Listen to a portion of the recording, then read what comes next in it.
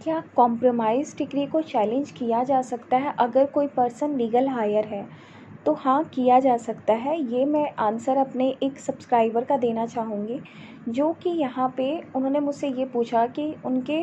Father ने कोई compromise किया था एंड देयर आफ्टर कॉम्प्रोमाइज़ करने के बाद उनकी अगर डेथ हो जाती है, तो क्या वो कॉम्प्रोमाइज़ डिग्री को चैलेंज कर सकते हैं कि वो फ्रॉड पे बेस्ड था। तो बेसिकली कोर्ट क्या करती है ना, यहाँ पे ये देखती है कि क्या आप स्ट्रेंजर ऑफ द सूट थे या नहीं। क्योंकि स्ट्रेंजर ऑफ द अगर सूट है तो कोर्ट आप उस कॉम्प्रोमाइज़ डिग्री को चैलेंज कर नहीं सकते हैं। बट अगर वहाँ पे कोई आपका इंटरेस्ट है,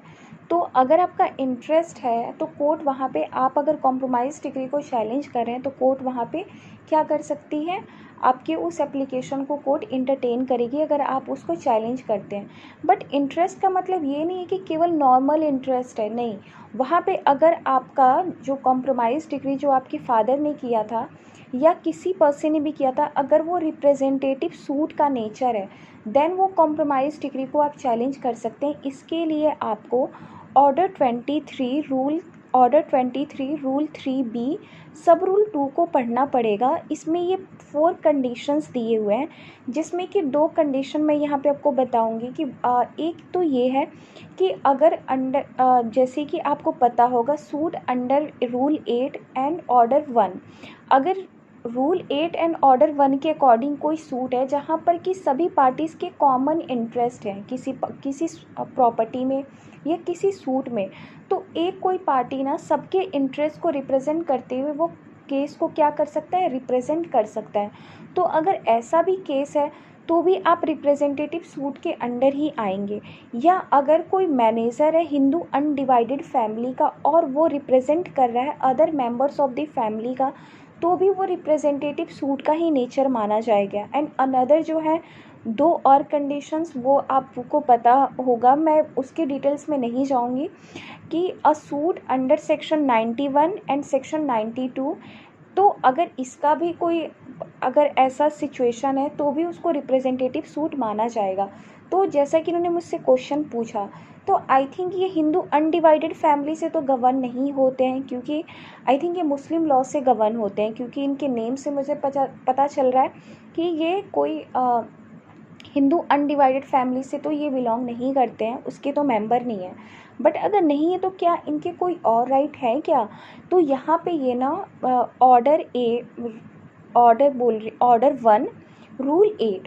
1 रूल 8 को यहाँ पे सीक कर सकते हैं, क्योंकि हो सकता है कि जो प्रॉपर्टी इनके फादर की रही हो वो इनकी भी वहाँ पे उस प्रॉपर्टी में इनकी इंटरेस्ट रही हो, तो इनके इंटरेस्ट भी रही हो, तो यहाँ पे एज अ इंटरेस्ट है, तो ये वहाँ पे क्या है, लीगल हायर है। और अगर वो वहाँ पे मेजर रहे होंगे जब वो उनके फादर ने कॉम्प्रोमाइज़ किया होगा, तो कोर्ट जब भी देखती है ना कि अगर कोई रिप्रेजेंटेटिव सूट है और वहाँ पे अगर कॉम्प्रोमाइज़ किया जा रहा है, तो कोर्ट देखती है कि जब कॉम्प्रोमाइज़ किया जा रहा है और रिप्रेजेंटेटिव सूट है, तो क्या जिन जिन पर्सन का इंटरेस्ट है अगर वो कॉम्प्रोमाइज़ कर ले रहे हैं, तो क्या उनको नोटिस दिया जा रहा है या नहीं दिया जा रहा है। तो कोर्ट वहाँ पे ना नोटिस देती है पार्टीज़ को, जिनका जिनका इंटरेस्ट रहता है उस कॉम्प्रोमाइज़ डिग्री में। तो अगर आप देखिए कि क्या जब आपके फादर ने कॉम्प्रोमाइज़ किया था तो आप उस टाइम मेजर थे, अगर आप मेजर थे और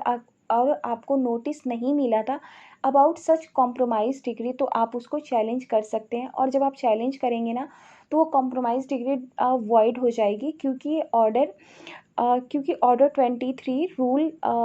3B ये मैंडेट करती है कि अगर कोई कॉम्प्रोमाइज़ किया जा रहा है, अगर उसका नेचर फॉल करता है ऑर्डर 1 रूल 8 एंड इन सारे कंडीशन जो अदर कंडीशंस है उसमें फॉल हो रहा है, तो उसे हम रिप्रेजेंटेटिव सूट मानते हैं। और अगर आपने कोर्ट को लीव प्रेजेंट नहीं किया है, कोर्ट को जब आप लीव प्रेजेंट करते हैं तो कोर्ट वहाँ पे नोटिस सर्व करती है अदर इंटरेस्टेड पार्टीज़ को, तो अगर उनको नोटिस सर्व नहीं किया गया ना तो वहाँ पे वो कॉम्प्रोमाइज़ डिग्री वॉइड हो जाती है। तो इसको आप एक चैलेंज ले सकते हैं या एक अनदर ग्राउंड्स पे भी आप ले सकते हैं। उसका क्या है, ऑर्डर 43 रूल 1A सब रूल 2 को भी यहाँ पे आप ले सकते हैं कि आप कंटेस्ट कर सकते हैं कॉम्प्रोमाइज़ डिग्री की जो रिकॉर्डिंग हुई थी उसके ग्राउंड्स को। तो आप यहाँ पे भी ये 2 रूल आपके लिए बहुत हेल्पफुल होगा।